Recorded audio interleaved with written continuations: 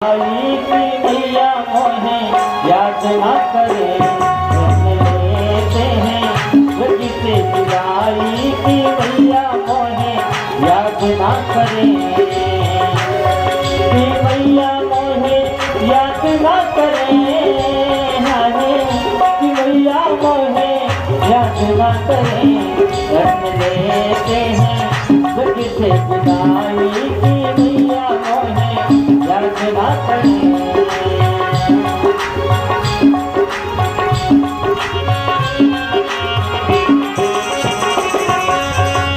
धनुषिया की आई खबरिया धनुषिया की आई खबरिया जाना पड़ेगा हमें मथुरा नगरिया।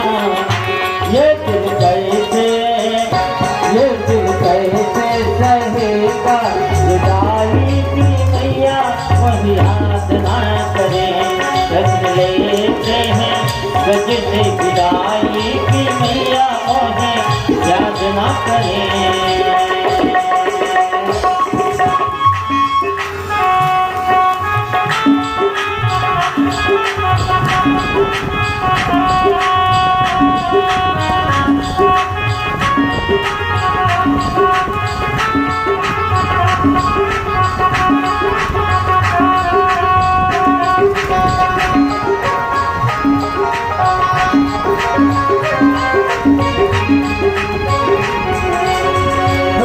बैठे रोए कन्हैया रथ पे बैठे रोए कन्हैया हाय मेरे बाबा हाय मेरी मैया हाय मेरे बाबा हाय मेरी मैया।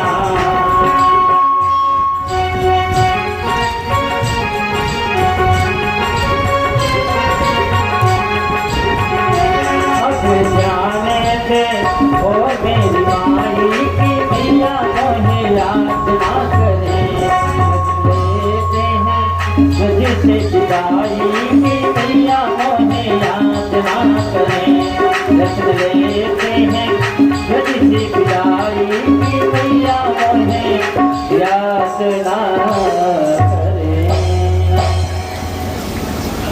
इस प्रकार श्री कृष्ण भगवान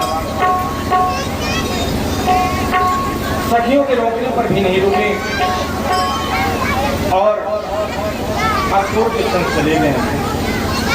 चलते चलते जमुना तट में पहुंचे। गोविंद से अक्रूर जी कहते हैं बेटा मैं थोड़ा सा संध्या वंदन कर लूं। और जैसे संध्या वंदन करने के लिए स्नान करने के लिए डुबकी लगाई तो भगवान चतुर्भुज रूप में जल के नीचे ही अक्रूर महाराज को दर्शन दे दिए। एक बार नीचे डुबकी लगावे तो कन्हैया को नीचे पावे और जब ऊपर आवे तो कन्हैया को रथ में देखे। बड़ी लीला अद्भुत है कन्हैया की और परमात्मा ने अद्भुत दर्शन दियो। अब विश्वास हो गए अक्रूर को कि कन्हैया को कंस नहीं मारेगा, सिर्फ मारेगा तो मेरा कन्हैया कंस को मारेगा। अब तो खुशी से बावले हो गए और रथ पे बस कन्हैया के ध्यान में मगन होकर धीरे धीरे रथ चलाने लगे। और इधर गोपियां विरह में परेशान हो गई। कहती हैं अब हमारा क्या होगा, हम क्या करेंगी, हम तो परेशानी हो जाएंगे बिना कन्हैया के।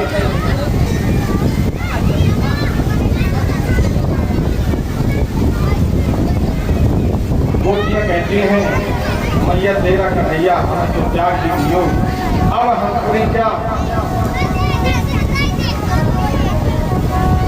बेदर्दी तरह देके चले गए। सभी बैठी हुई हैं और रो रही हैं। विशाखा क्या करेंगी, कन्हैया कब आएंगे, कुछ कह गए हैं। एक राधा से कहती है राधा तुम बताओ ना कन्हैया कुछ कह के गए हैं क्या, क्या कहते गए हैं। राधा कहती है बैठी सब सखियां करे मन में विचार, बैठ सब सखियां करे मन में विचार।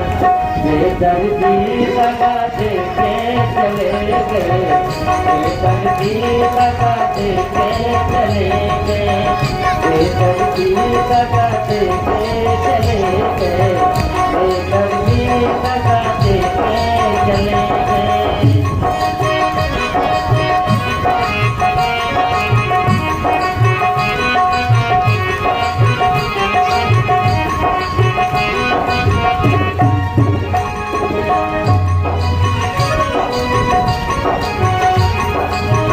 मैं तो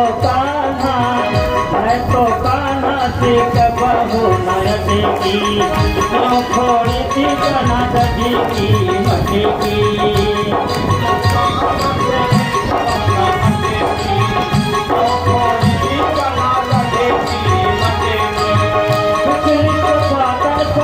पिछली सबातन पर कर दी विचार, बेदर्दी लगा दे के चले गए, बेदर्दी लगा दे के चले गए।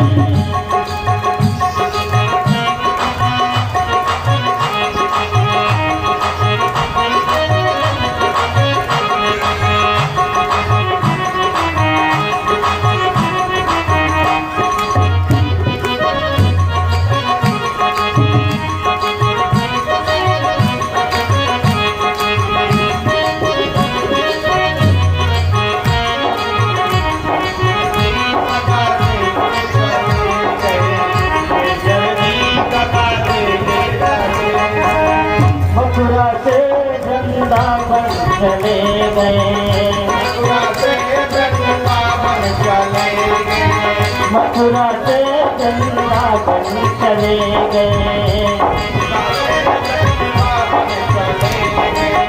निर्दय चलिया के रुला गए, निर्दय चलिया के रुला गए। मन मंदिर के मन मंदिर के कर गए हैं दीवान, मन मंदिर के बंद कर गए दीवान। बेदर्दी लगा दे के चले गए, बेदर्दी लगा दे के चले गए।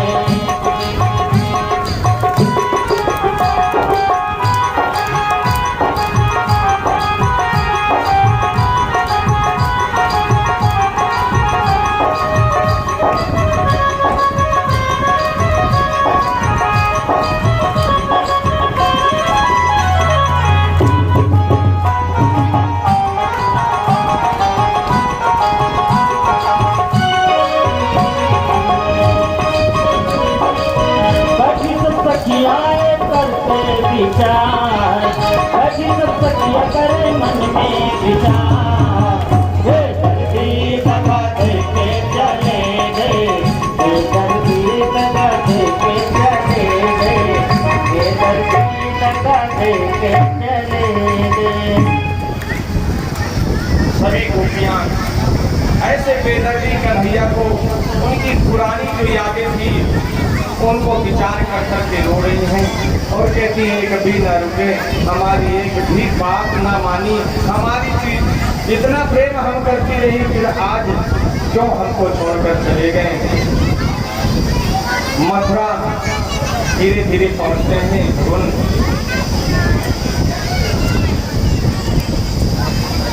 जैसे मथुरा पहुंचे तो सबसे पहले घाट पहुंचे, उधर एक धोबी था जो राज्य के कपड़े धोया कंस। मथुरा की नारियों ने भगवान का स्वागत किया।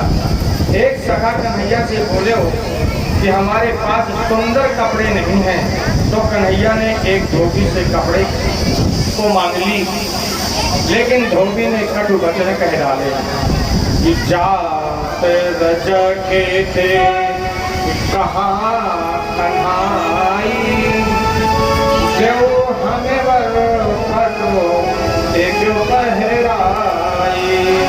होता क्या है, बोला नीले मुखे देखा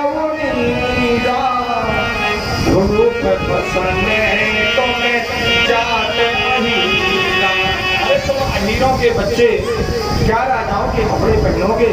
धोबी के कटु वचन सुनकर भगवान ने एक हाथ मारकर उसका उद्धार कर दिया, सिर धड़ से अलग कर दिया और सुदामा नाम के माली से सुंदर माला पहनकर उसको आशीर्वाद दिया।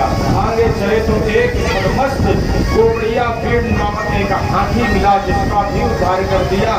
इसके बाद एक सखा बोले, कन्हैया हम कपड़े तो अच्छे सुंदर पहने हैं और गोद माला भी तो शोभित है, क्योंकि इनके समय कुछ ग्वाल बाल भी आ गए थे। कन्हैया तो वो कपड़े मांग रहे हैं, अच्छे सुंदर पहने हैं और फूल माला भी सुशोभित हो रही है, लेकिन मस्तक में चंदन बाकी है। महाराज जो चंदन से पुण्यम पवित्रम पापनाशनम मातरम भजते लक्ष्मी सर्वदा। अभी हमारे यहाँ मस्तक सुना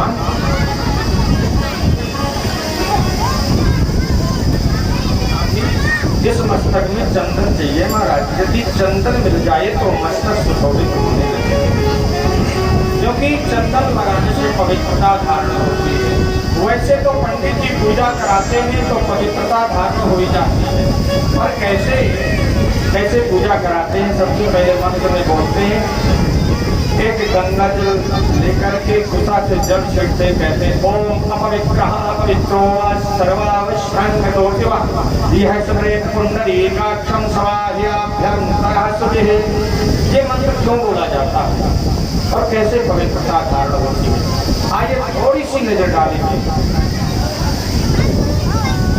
चंदन से महत्वपूर्ण है ये मंत्र कहता क्या है? चंदन लगाने से महान पुण्य की प्राप्ति होगी, अविद्या का नाश होता है, आपत्ति का नाश होता है, लक्ष्मी की स्थिति होती। लेकिन अपवित्र विवाह अपवित्र हो या पवित्र हो, मंत्र कहता है अपवित्र या पवित्र हो। अपवित्र अवस्था में हो चाहे पवित्र अवस्था में हो, अपवित्र पवित्र सर्वावस्था विवाह। मैं सर्वथा सबके लिए कहता हूँ, सर्वथांग सभी अंगों की बात करता हूँ, सभी अवस्थाओं की बात करता हूँ। तुम चाहे जिस अवस्था में हो, चाहे जैसा तुम्हारा अंग हो, घृणित हो चाहे जैसा भी हो, लेकिन आक्रमित घृणित से मतलब नहीं। अवस्था कैसी भी हो, अंग कैसा भी हो, सर्वावस्थांग तो विवाह स्मरे पुंडरीकाक्षं समाह्याभ्यन्तरः स्तुतिः। जो मेरे परमात्मा पुंडरीकाक्ष भगवान श्री कृष्ण का स्मरण करता है वो किसी भी अवस्था में रहे पर वो अति पवित्र माना जाता है। परमात्मा उसी के हाथ का भोग लगाते हैं। यही मंत्र का सुंदर अर्थ है। अब कहते हैं हम पवित्र हैं। अरे पवित्र रहो चाहे अपवित्र रहो, अवस्था कोई भी हो, परमात्मा की याद ना छोड़ो। देखिए चाहे आप रोटी बना रही हो, गोपियां रोटी बनाती थी, परमात्मा की याद रखती थी। कपड़े पहन रही हो, स्नान कर रही हो, बालक को दूध पिला रही हो, घर में कोई भी नित्य क्रिया के कार्य में लगे हो, लेकिन फिर भी ईश्वर की जो याद नहीं भूलता वो हमेशा ही परमात्मा को प्राप्त होता है। इसलिए मेरे प्रभु कहते हैं चंदन तो बहुत अच्छा है भैया, चंदन तो मेरे देश की माटी है, इसी को लगा लो।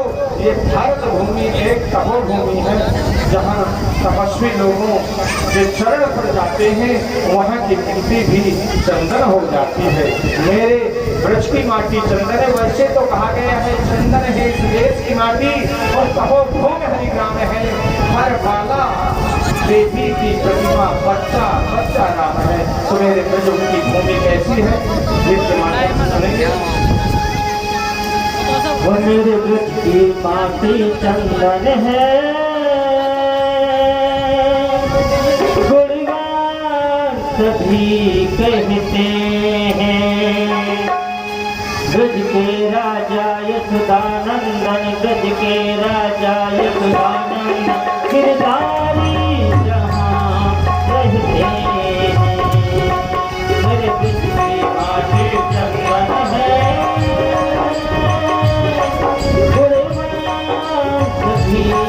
कहते हैं। ब्रज के राजा यशोदानंदन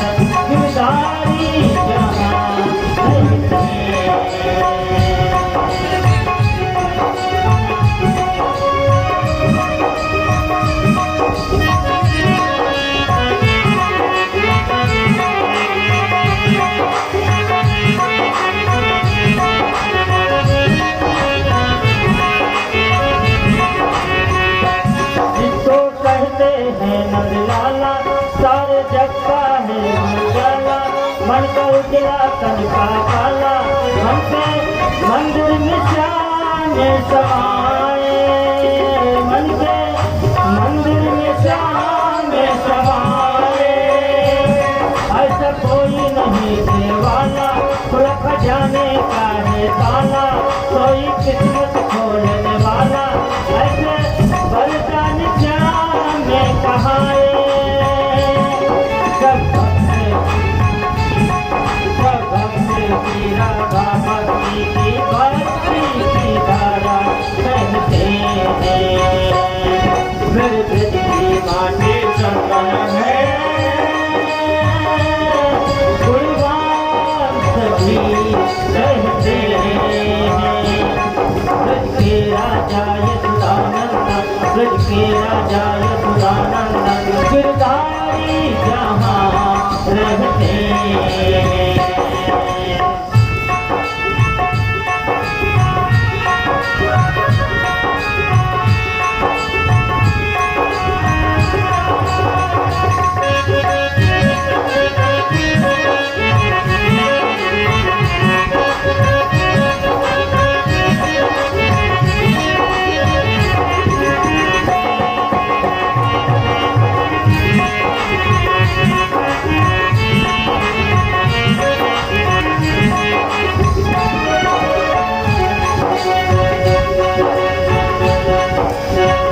गोवर्धन की परिक्रमा न्यारी, आते दुनिया के नर नारी, दुखी द्वारे पे दुनिया सारी, राधे राधे की गुण गाए, राधे श्याम की बातें निराले, राधे श्याम की बातें निराले। आते दूर से आने वाले, पाँव पड़ जाते हैं छाले, अपने मन की मुराद को पाले। कुछ नाही कुछ मिलता जितना, उतना ही कुछ मिलता जितना, कुछ मिलता है यहाँ पे। मेरे दिल की माटी चंदन है, गुणवान सभी कहते हैं। ब्रज के राजा यशोदानंद, ब्रज के राजा यशोदानंद, गिरधारी जहाँ रहते हैं, गिरधारी जहाँ रहते हैं, गिरधारी जहाँ रहते हैं। सच्चिदानंद भगवान की भगवान चंदन के लिए ब्रज भूमि को महत्व बताया, और आज भी हम अपने भारत भूमि को, इसकी मिट्टी को चंदन मानते हैं और यही मिट्टी चंदन के रूप में लगाते हैं। भगवान चंदन के लिए बता ही रहे थे कि वहाँ से कुबरी नारी निकली तो गोविंद उसके सामने आके खड़े हुए और बोले, हे सुंदरी, कहाँ जा रही हो अपना परिचय? देखना कहाँ जा रही हो, बताओ कहाँ जा रही हो? देवी बार बार इधर उधर होकर के रास्ता जाना चाहे, आगे बढ़ना चाहे तो कन्हैया तुरंत सामने आ जाए।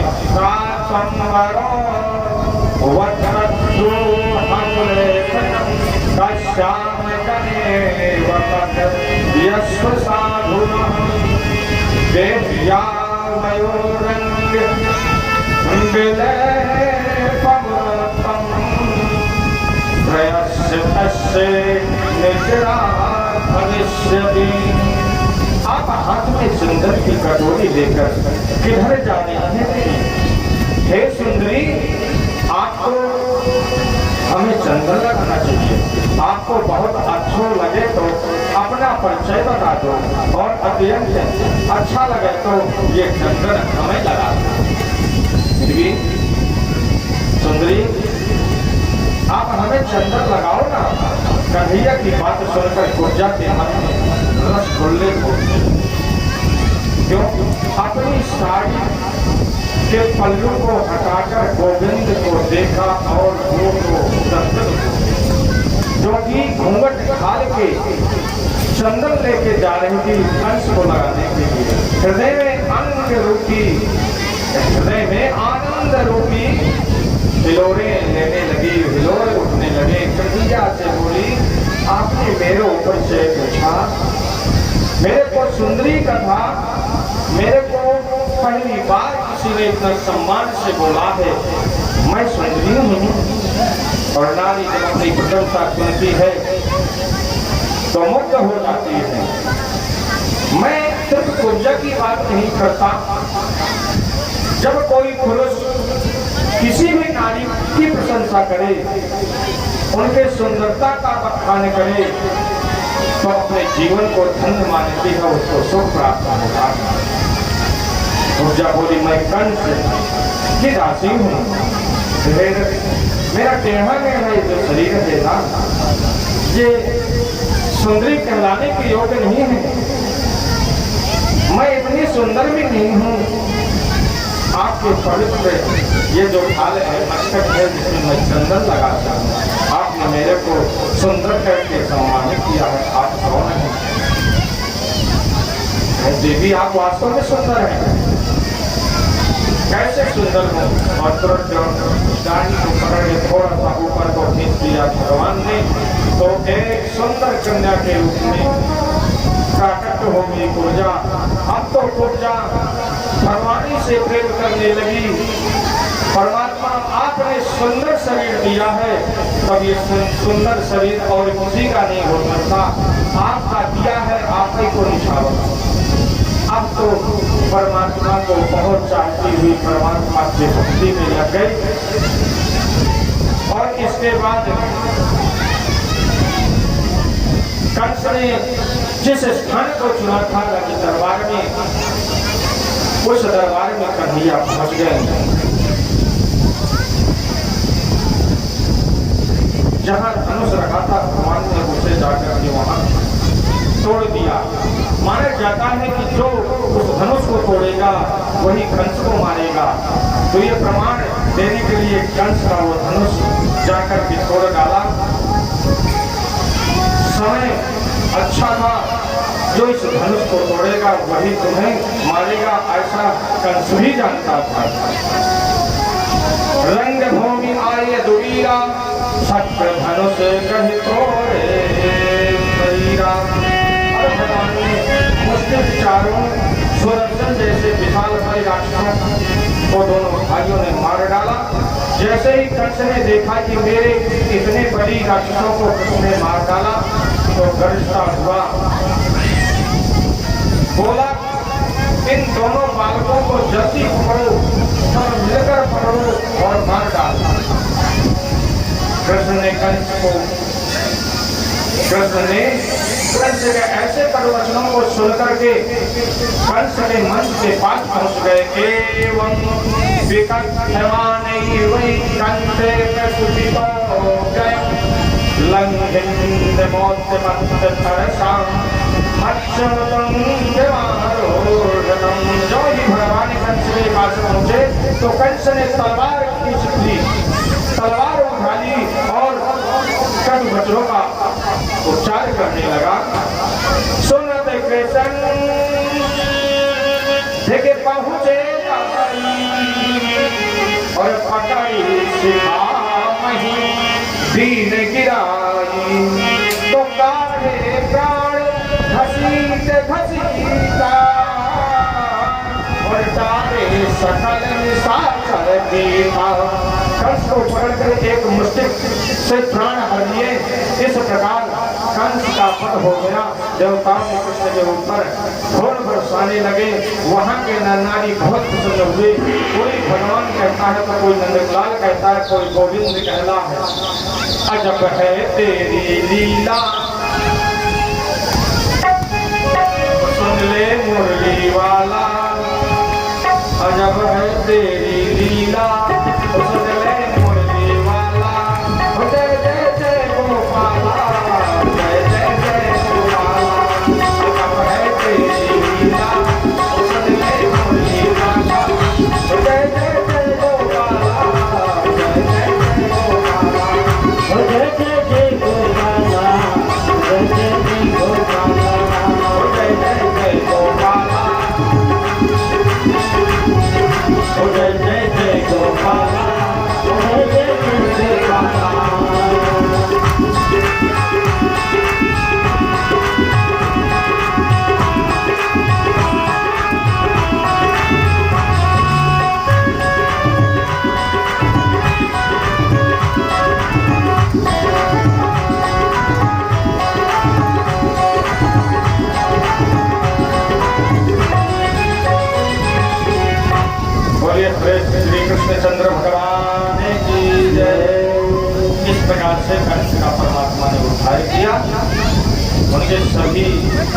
सुदामा को मार डाला। कंस के मरने के बाद उनकी पत्नियां विलाप करने लगी तो कृष्ण ने उन्हें आत्मोपदेश दिया।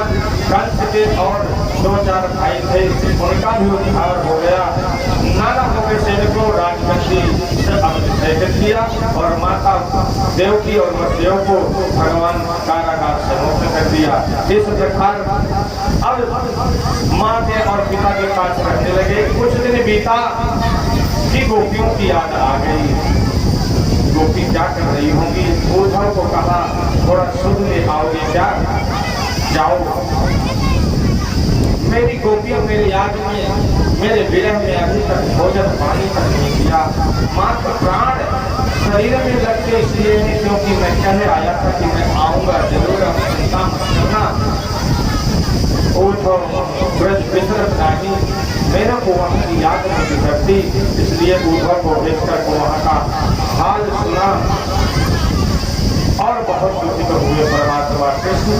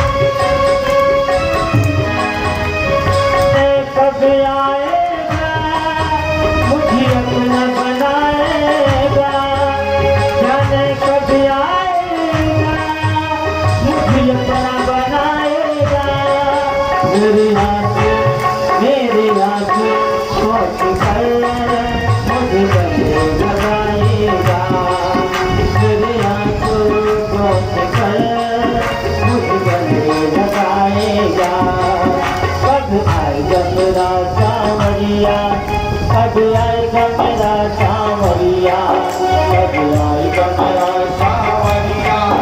अब आएगा मेरा सांवरिया। हट गए नैन मेरे रास्ता निहार के, हट गए नैन मेरे रास्ता निहार के। कैसी कैसी अखियों में सपने बहार के, कैसी कैसी अखियों में सपने बहार के। जीवन बन जाएगा कान्हा जब आएगा, जीवन बन जाएगा कान्हा जब आएगा। मेरी आंसू मेरी आंसू पहुँच कर मुझ गले लगाएगा।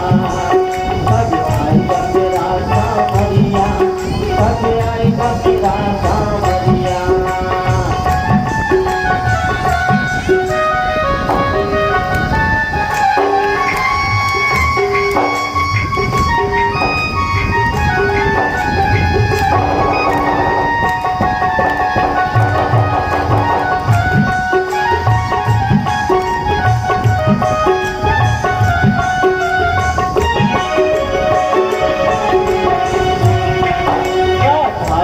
लिखती है गाथा जय करती है, राधा कथ लिखती है गाथा जय करती है। जब से गए तुम मथुरा को, भूल गए तुम राधा को, अब तो आ जाओ कान्हा, अब तो आ जाओ कान्हा। तेरी याद सताती है, याद सताती है। लिखती है गाथा वो करती है।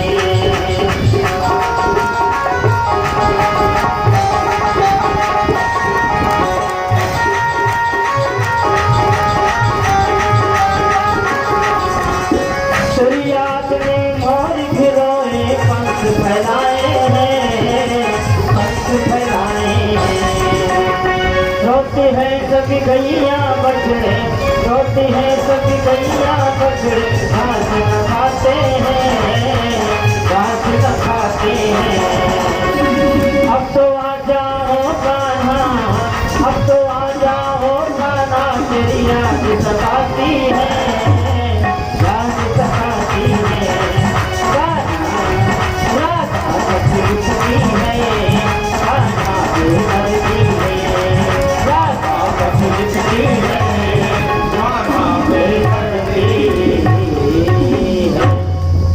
बोले गोविंद भगवान की जय। बहुत विरह में गोपियां अन्न जल त्याग कर बैठी हैं। उठो गए, वहां का हाल राधिका से पत्रिका लिखा कर कन्हैया को दिया। कन्हैया बहुत दुखी हुए। तो ऐसे ही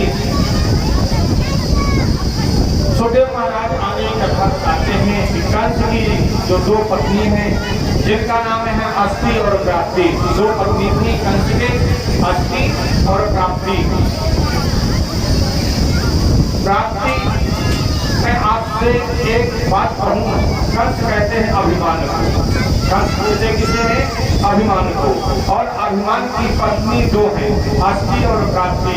भागवत में लिखा है अस्थि प्राप्तिश्च कंठस्य महिषो व्रतर्षभा मृते भर्तरे दुःखार्ते कंस रूपी अभिमान की पत्नी अस्थि और प्राप्ति। अस्थि माने है प्राप्ति और प्राप्ति माने होगा। अस्थि का मतलब होता है प्राप्ति और प्राप्ति मतलब होगा। करोड़ों का बैंक बैलेंस अभी है और करोड़ों का टर्नओवर होने वाला है। यही तो कंस रूपी अभिमान को बताने की विशेष चीज है। जिनके पास ऐसी पत्नियां हो, कंस का अभिमान कम हो ही नहीं सकता।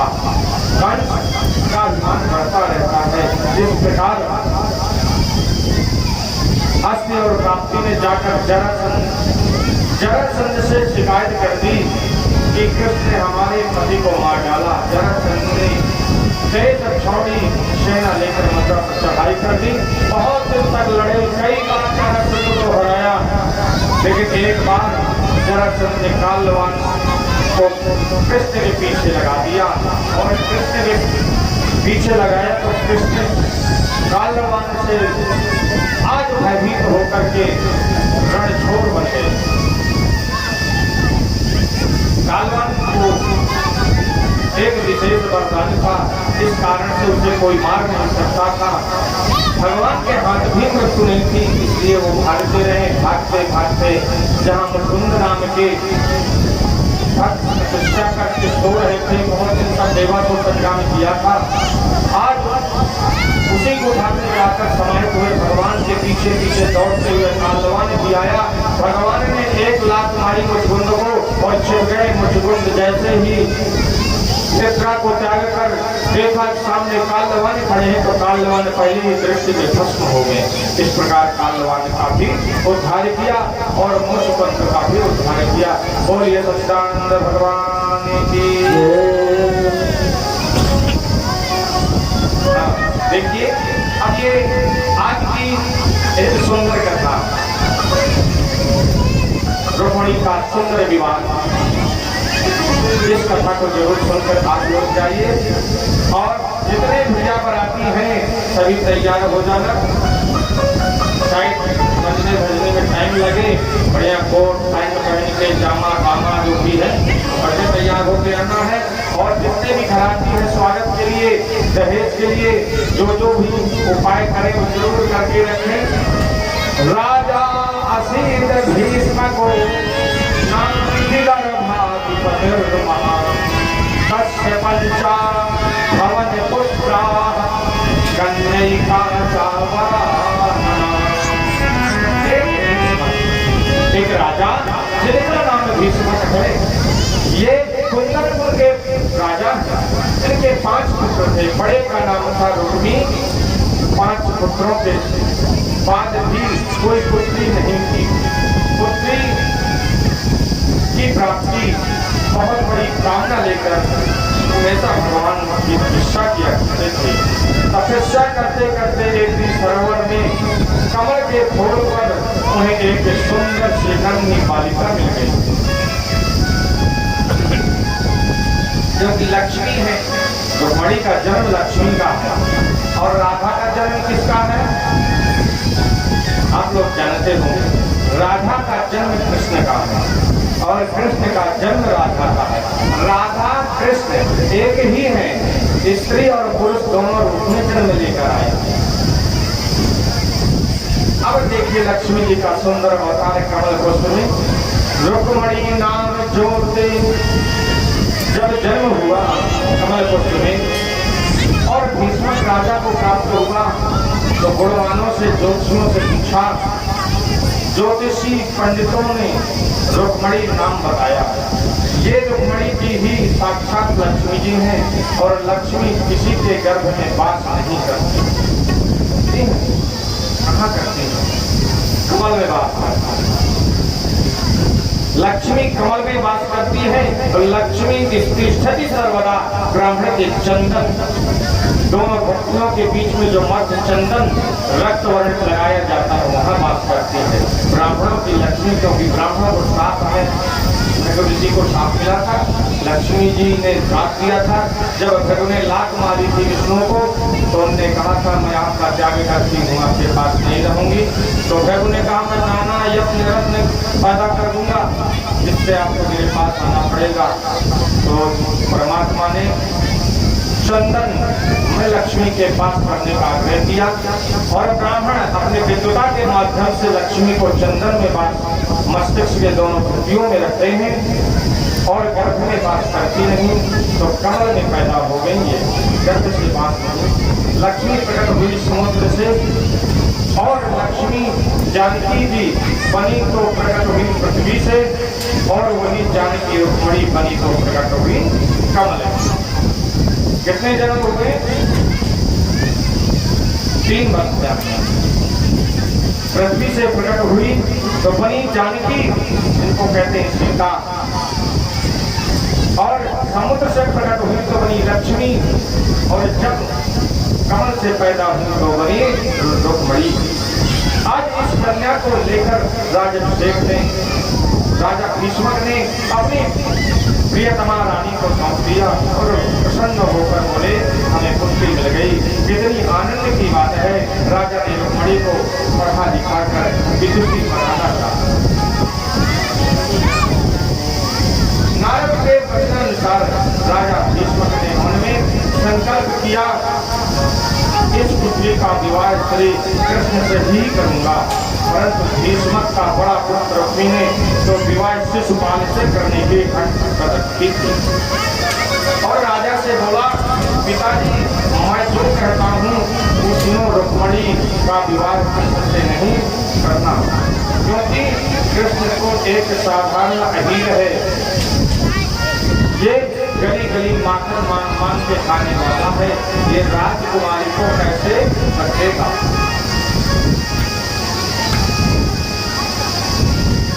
मैं शिशुपाल से शादी करना चाहता हूँ, इसलिए पिताजी अब कृष्ण का नाम ही नहीं लेना है तो लेने बंद कर देना। मेरा मित्र जो अति बलवान है, अति बलशाली है शिशुपाल, उसी के गले में वरमाला डालना है। ये बात रुक्मिणी को भी अच्छे से समझा देना। उस घर में सबसे ज्यादा बात रुक्मिणी था। ये रुक्मिणी बहुत तेज था, उसको पिता भी करते थे और रुक्मिणी जी को जब ये बात पता चली दौड़ी दौड़ी अपनी भाभी के पास गई। तो जब भी बेटियों का शादी का समय आता है तो अपनी आत्मा की बातें अपने भाभियों से शेयर किया करती थी। भाभी ने कही और बड़ी क्या बात है, तुम्हारे नेत्रों में ये आंसू क्यों, तुम्हें तो खुश होना चाहिए। रुक्मिणी बोली आसुमुनि कहत महीत कुमारी मन बच करना मोहपत गिरधारी तारी संकल्प ली मन माही और परम श्रेष्ठ न तो रहा कुमार। देखो भाभी जी, मेरा मन तो कृष्ण के चरणों में समर्पित है। मैं संकल्प भी कर चुकी हूँ कि विवाह करूंगी तो श्याम सुंदर से करूंगी, नहीं तो जीवन ही त्याग दूंगी। भाभी ने कहा, बड़ी मन छोटा क्यों करती हो, एक पुत्र लिख दो, एक पत्र यदि पाती लिख दो, द्वारिकाधीश को बुला लो।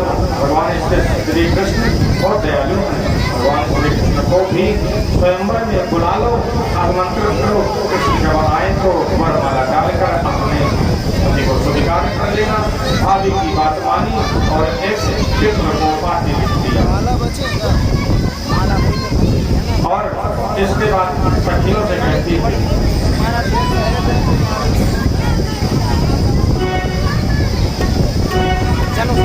कहती हैं, मैंने मेहंदी रचाई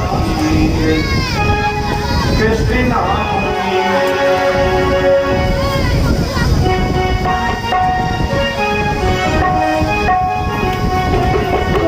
मेहंदी लगाई कृष्ण नाम की, मैंने मेहंदी लगाई कृष्ण नाम की, मैंने रचना लगाई कृष्ण नाम की।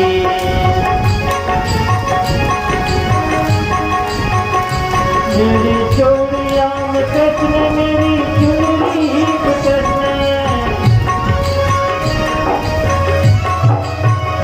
मेरी चोरिया में कृष्ण, मेरी चुनरी कृष्ण,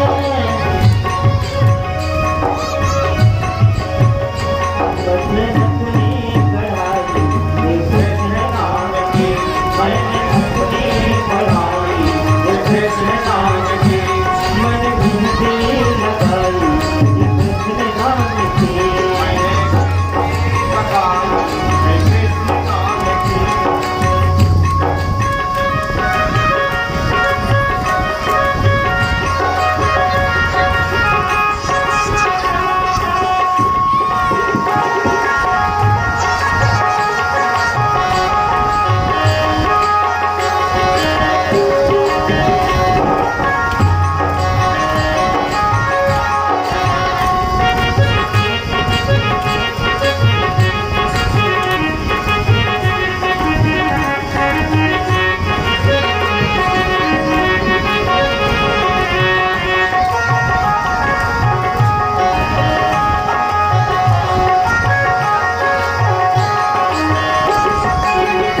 मेरे नैनों में कृष्ण, मेरी पलकों पे कृष्ण,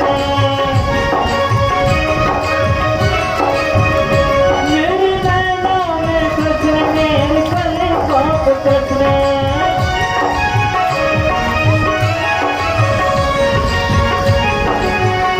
मैंने बिंदिया सजाई कृष्ण नाम की, मैंने बिंदिया सजाई कृष्ण नाम की, मैंने मेहंदी रचाई कृष्ण नाम की।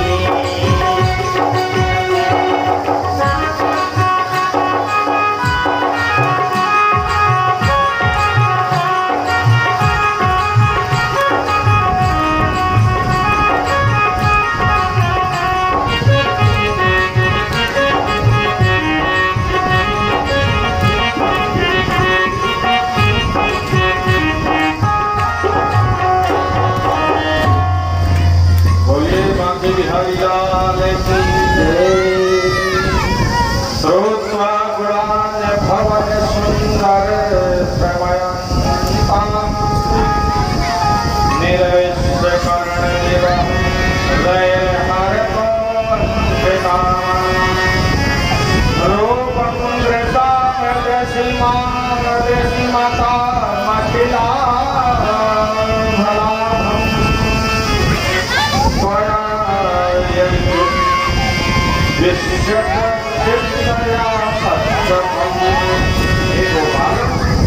मैंने केवल आपके गुणों को सुना, श्रुत्वा नौदा भक्ति में पहली भक्ति, सुनना नौदा भक्ति में पहली भक्ति है।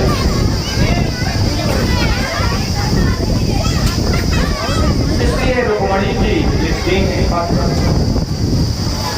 क्या लिखा है कि मैंने आपको आंखों से देखा केवल आपके गुणों को सुना रहे गोपाल तो सोचेंगे कि मैं कैसी नारी हूँ जो हमें पत्र लिख दिया बिना देखे ही। हे गोपाल, ऐसी कौन सी नारी है जो एक बार आपकी झांकी को सुनकर आपको नहीं देखना चाहेगी। मेरा तो यही निवेदन है कि आपके पास जो बातें भेजते हैं उसको पढ़ करके आप अवश्य पढ़ाएं। गोपाल मुझे लेकर जाएं, यदि आप आएंगे नहीं तो मैं शरीर का त्याग कर दूंगी। और गोपाल अंतापुरं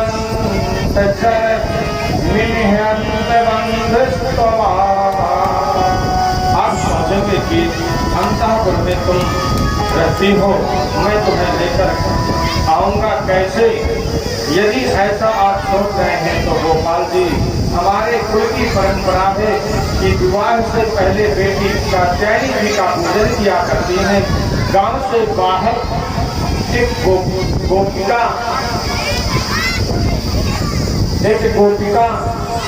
मेरे संग बैठी है और ये मेरी साक्षी है कि तुम आओ और मैं गिरजा पूजन कात्यायनी पूजन जाऊंगी, मेरे को वही मिलना। क्योंकि परमात्मा जो मैं आज से लगन ही लगा लिया है तो अब जो होना है तो होएगा, पर मैं जाऊंगी तो आपके संग ही जाऊंगी। लगन आपसे लगा बैठे हैं प्रभु, अब जो होगा देखा जाएगा। चाहे हमारे प्राणों को भरने, चाहे हमें ब्याह करने, दो में एक चीज तो आपको करना पड़ेगा। आइए प्रभु आइए, लगन तुमसे लगा बैठे जो होगा देखा जाएगा।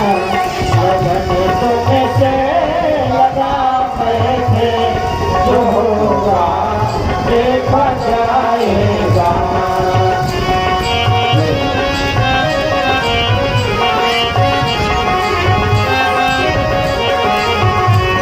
जो होगा देखा जाएगा, जो होगा देखा जाएगा, जो होगा देखा जाएगा। लगन से लगा बैठे जो होगा देखा जाएगा। तुम्हें अपना बना बैठे जो होगा देखा जाएगा।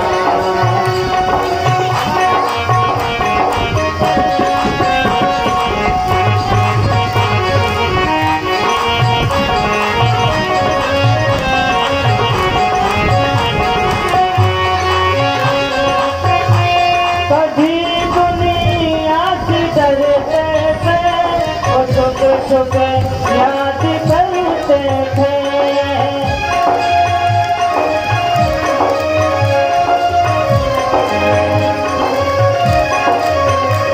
वो छुप छुप याद करते थे, अब पर्दा उठा बैठे लोग, पर्दा हटा बैठे जो होगा देखा जाएगा। लगन तुमसे लगा बैठे जो होगा देखा जाएगा।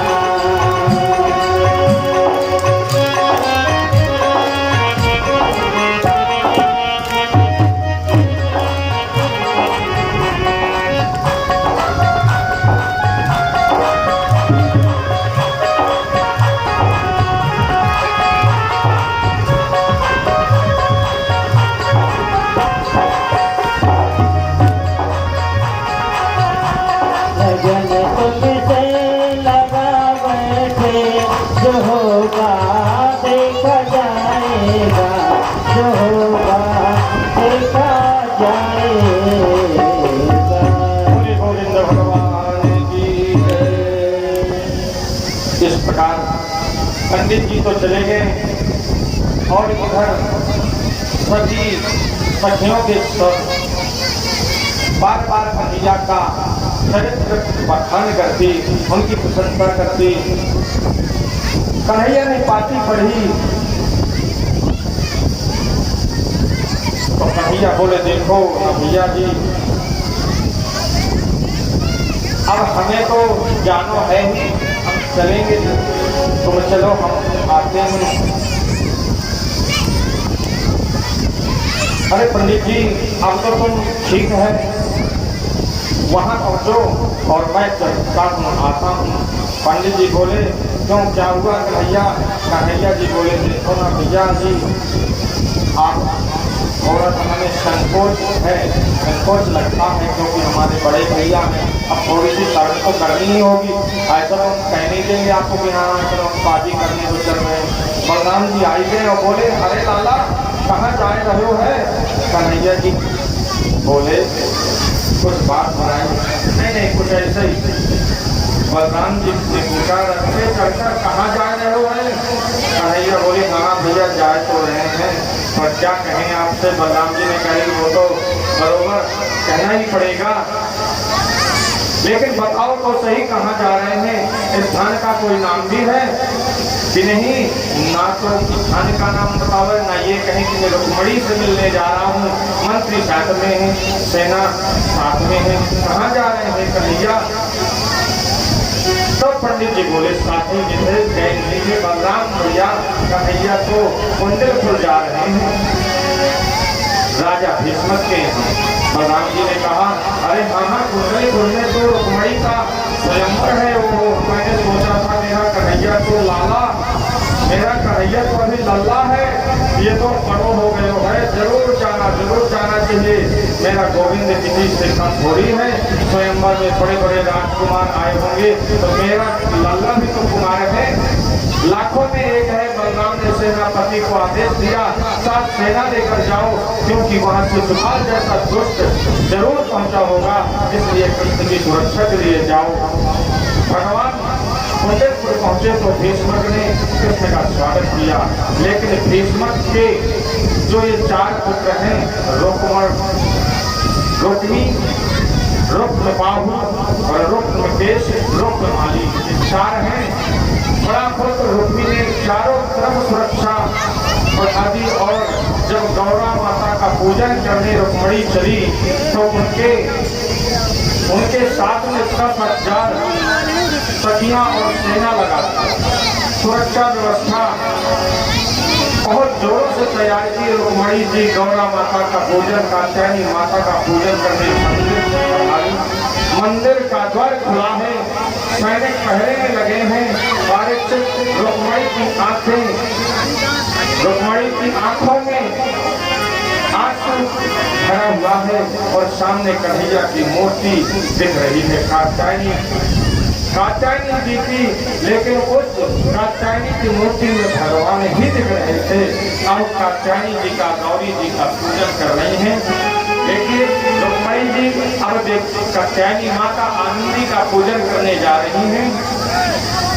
रुक्मणी मांग रही वरदान मंदिर में ठाड़े ठाड़े, रुक्मणी मांग रही वरदान मंदिर में ठाड़े ठाड़े, मंदिर में ठाड़े ठाड़े, द्वारे में ठाड़े ठाड़े, रुक्मणी मांग रही वरदान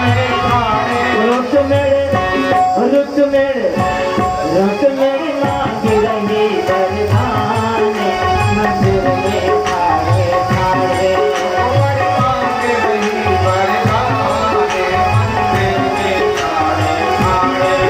बाबा नंदी पिता तुम्हारे हो लगते ससुर हमारे,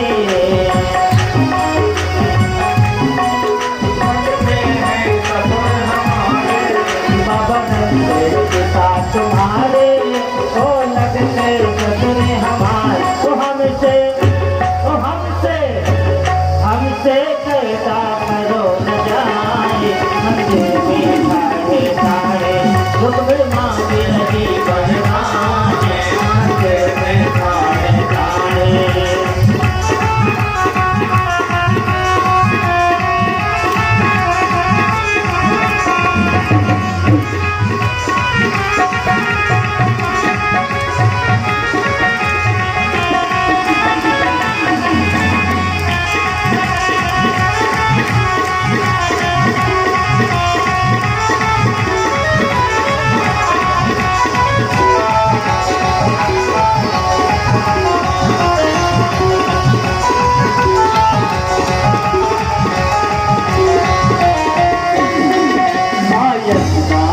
तुम्हारा